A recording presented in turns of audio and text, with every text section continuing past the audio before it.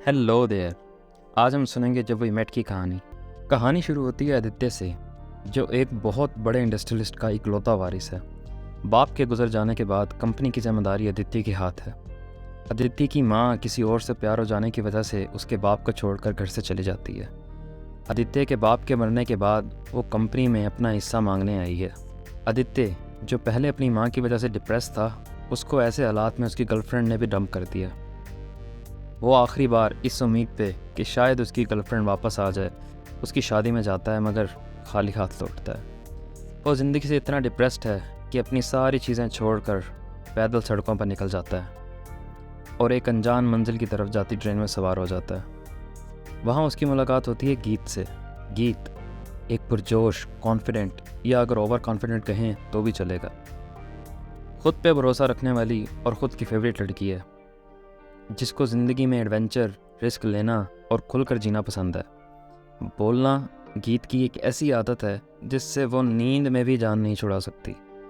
आदित्य गीत के unwanted interaction से तंग आकर ट्रेन से उतर जाता है, मगर गीत, जो उसके डिप्रेशन को देखकर पहले ही उसके लिए परेशान होती है, वो उसको ट्रेन में वापस ले जाने के लिए उतरती है, लेकिन ट्रेन छूट जाती है।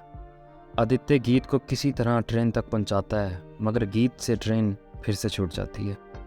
यहाँ गीत अब इस सुनसान स्टेशन पे रात के कपड़ों में अकेली खड़ी है, जैसा मूवी में भी कहते हैं, अकेली लड़की खुली तिजोरी की तरह। खुद पे कॉन्फिडेंस होने के बाद भी ऐसी मुश्किल में गीत परेशान हो जाती है। अब उसको एहसास होता है कि एडवेंचर और रिस्क लेने की भी कोई लिमिट होती है।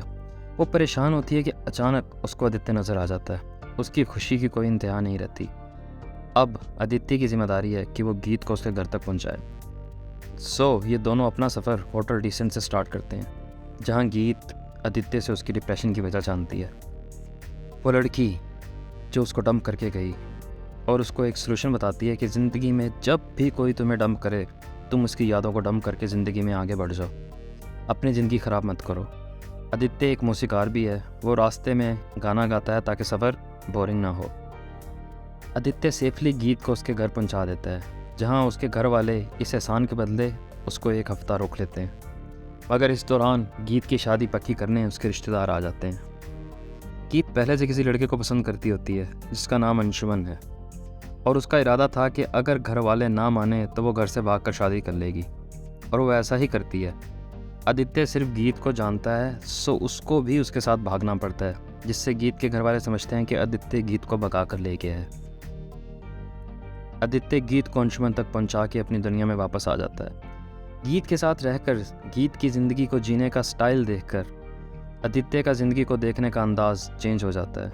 वो भी गीत की तरह एनर्जेटिक और ज़िंदगी का सामने से मुकाबला करने वाला बन जाता है। इस नेचर की वजह से वो कंपनी को कुछ ही दिनों में आसमान पर पहुंचा देता है। गीत से ये सीखने के बाद कि प्यार में डूबा इंसान गलतियां कर देता है, वो अपनी माँ को भी माफ़ कर देता है। सब कुछ सही चल रहा होता है कि अचानक गीत के घर वाले आदित्य को ढूंढते उसके ऑफिस पहुंच जाते हैं और लड़ाई झगड़ा स्टार्ट कर देते हैं कि गीत को घर से लेकर तुम भागे थे, अब गीत से मिलवाओ। गीत ने आदित्य को बताया होता है कि वो और अंशुमन शादी के बाद घर वालों के पास जाकर माफ़ी मांग लेंगे, मगर ऐसा लगता है कि गीत घर नहीं पहुंच सकी। आदित्य को पता है कि वो अंशुमन के पास होगी, तो वो उसके घर वालों से वादा कर लेता है कि वो गीत को वापस घर लेके आएगा।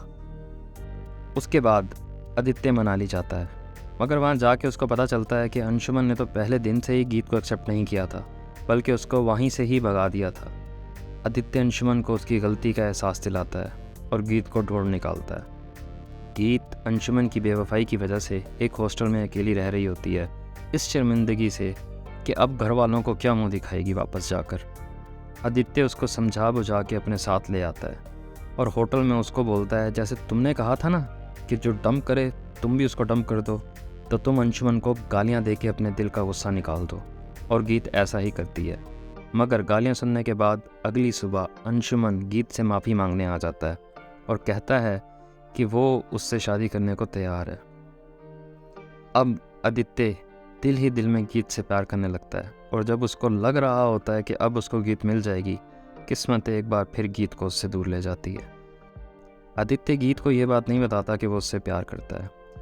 आदित्य गीत और अंशुमन के साथ गीत के घर जाता है, जहाँ लोग गीत के वापस आने पे बहुत खुश हैं। वो ये समझते हैं कि आदित्य और गीत ने शादी कर ली है। वो भी सिर्फ दुनिया को दिखाने की खातिर शादी की एक रस्म करना चाहते हैं। आदित्य गीत से बोलता है कि तुम घर वालों को सब बात बता दो, मगर गीत ऐसा नहीं कर पाती क्योंकि दिल ही दिल में शायद वो भी आदित्य से प्यार करने लगती है। अगली सुबह अंशुमन गीत को बुलाता है ताकि वो दोनों मिल के गीत के घर वालों को सच बता दें, मगर गीत को एहसास हो जाता है कि वो असल में किससे प्यार करती है। वो भागते हुए आदित्य के पास जाती है और उसको अपने दिल का हाल सुना देती है। आदित्य जो पहले से गीत को चाहता था, ये सुन के बहुत ही खुश हो जाता है और अंशुमन उन दोनों की ज़िंदगी से हमेशा के लिए बाहर हो जाता है और वो हंसी खुशी रहने लगते हैं। इस कहानी से हमें ये सीखने को मिला कि दुनिया जहान का पैसा होने के बाद भी इंसान को जिस चीज़ की सबसे ज़्यादा ज़रूरत होती है वो प्यार है। एक ऐसे शख्स का प्यार जो हर वक्त उसके साथ रहे, उसको समझे, जब दुनिया से लड़ने का टाइम आए तो वो शख्स उसके साथ खड़ा हो, जब परेशान हो तो परेशानी में उस शख्स का कंधा उसके लिए मौजूद हो। और गीत की ज़िंदगी से ये सीखने को मिलता है कि इंसान को अपनी ज़िंदगी भरपूर तरीके से जीनी चाहिए, रिस्क लेना चाहिए, मगर एक लिमिट तक। वो हद जिससे ना तो उसे खुद को और ना ही उसकी वजह से उसके प्यारों को कोई तकलीफ़ पहुँचे। और आखिर में इंसान को हर तरह की मुश्किल में पुरुमीद रहना चाहिए, क्योंकि हर इंसान के लिए एक दरवाज़ा बंद हो जाने के बाद एक नया दरवाज़ा खुल जाता है जो पहले से बेहतर होता है। तो इंसान को उम्मीद नहीं हारनी चाहिए और ज़िंदगी की कदर करनी चाहिए। उम्मीद है आज की कहानी से आपको कुछ सीखने को मिला होगा। अगर आप इस मूवी का नॉन सीरियस रिव्यू देखना चाहते हैं तो लिंक पे क्लिक करें। आपको ये वीडियो कैसी लगी कमेंट्स में ज़रूर बताइएगा ताकि मैं और बेहतर स्टोरी सुना सकूं। इस तरह की मज़ीद वीडियोस देखने के लिए हिट सब्सक्राइब एंड बेल। मिलते हैं नेक्स्ट वीडियो में।